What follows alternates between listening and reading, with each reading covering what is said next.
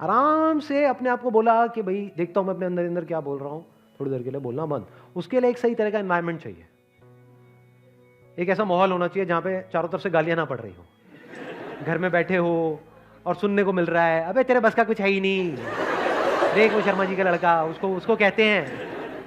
हाँ। तो ऐसे माहौल में आप क्या क्वेश्चन पूछोगे, क्या करोगे? तो थोड़ी देर के लिए उस माहौल से बाहर निकले। जैसे ही एक मेंटल स्टेट आई, जब आपको पता है कि now you are in a relaxed state of mind, अपने आप से क्वेश्चन पूछो, हु एम आई? अब अपनी लेयर्स को देखते चले जाओ, जवाब दो, कौन हो सकता है आपके एकदम से अंदर से आएगा, अच्छा मैं पप्पू हूं।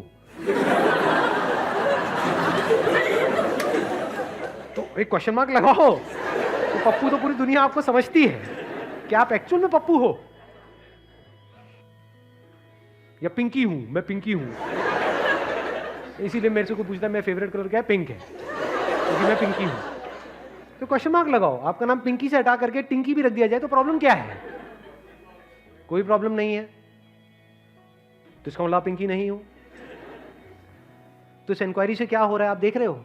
या तो आप कहोगे अपने आप को, जैसे पूछोगे हु एम आई, तो आप कहोगे अरे मैं तो एक फेलियर हूं, मैंने इतना ट्राई किया इस एंट्रेंस को क्रैक करने का, हुआ नहीं।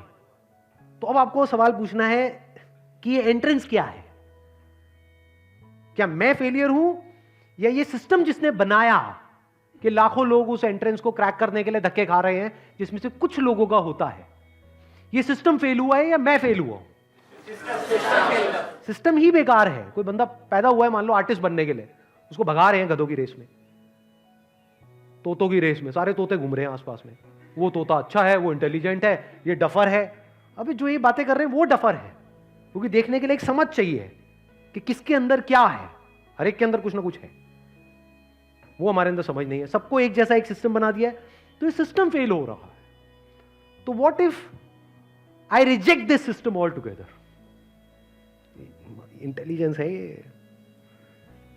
क्या तब भी मैं जिंदा रहूंगा या मैं मर जाऊंगा? हाँ, मैं सबसे अलग हो जाऊंगा। अलग मतलब फिजिकली नहीं, psychologically I will be different. मैं सबसे बिल्कुल अलग हो जाऊंगा, क्योंकि जैसे ही भेड़ों का ये जो भेड़ चाल जिसको बोलते हैं, भेड़ों का जो झुंड है, जहां पर सब एक दूसरे को कॉपी कर रहे हैं और सब एक दूसरे की तरह चल रहे हैं। हर भेड़ का यही टारगेट है कि मेरे को उससे आगे निकलना है, मैं उससे पीछे रह गया, ये वो। अगर मैं इस भेड़ चाल से बाहर आ जाता हूं तो क्या होगा? ये जो नॉर्म्स हैं हमारी सोसाइटी के, ये कहां से आए? इस भेड़ चाल से ही तो आए। सही कह रहा हूं, गलत कह रहा हूं? कि ऐसा होना चाहिए, वैसा होना चाहिए, ऐसा होता है, वैसा होता है, ये सब कहां से आया? इन्हीं भेड़ बकरियों से आया है। तो वो अगर आपके अंदर फीड हो गया है और वही फीडेड है, तो आप भी एक भेड़ बकरी हो, और वही आप आगे फीड करने वाले हो अपने बच्चों में। तो once you start putting a question mark on all of this, how is that possible? Who am I? If I reject this whole of this structure, ये पूरी पूरी जो कंडीशनिंग है, ये जो अंदर पूरी की पूरी इंफॉर्मेशन भरी हुई है, मैं अच्छा हूं, मैं बुरा हूं, मैं ये कर सकता हूं, मैं ये नहीं कर सकता हूं, चाहे वो किसी और ने फीड करी है, चाहे आपने खुद ने फीड करी है। क्योंकि जिसको आप कहते हो ना ये मैंने फीड करी है, वो मैं कहां से आ रहा है? वो भी तो उसी इंफॉर्मेशन के बेस पे आ रहा है। आपकी कंडीशनिंग के अकॉर्डिंग ही तो आप फीड कर रहे हो। तो आप में और उनमें कोई फर्क नहीं है। ज्यादा हो रहा है। तो जो भी अंदर फीडेड है, चाहे वो सो कॉल्ड आपने फीड किया है, क्योंकि आप मतलब क्या पप्पू, आप मतलब क्या पिंकी, चाहे वो उस पप्पू और पिंकी ने फीड किया है, या उस पप्पू पिंकी के माँ बाप ने फीड किया है, या इस दुनिया ने, सोसाइटी ने, सो कॉल्ड उन्होंने फीड किया है, इस सब पे क्वेश्चन मार्क लगाया। अगर मैं ये सब कुछ नहीं हूं, विच इज अ फैक्ट, ये सब तो इंफॉर्मेशन है, if I reject all of this then who am I? वहां पे एक अलग लेवल की एनर्जी होती है। तब आपको एक्चुअल में जो रियलिटी होती है उसका आंसर समझ आता है। वो क्या है? I am a human being with an infinite potential. क्योंकि अंदर जिस तरह की इंफॉर्मेशन फीड करी जाती है उसके हिसाब से एक्शन होने लग जाता है। जिस लेवल की इंफॉर्मेशन होती है उस लेवल का एक्शन होता है, उसी लेवल के रिजल्ट्स आते हैं। तो this information can be changed, it can be altered. So the result and the outcome can also be changed, it can also be altered.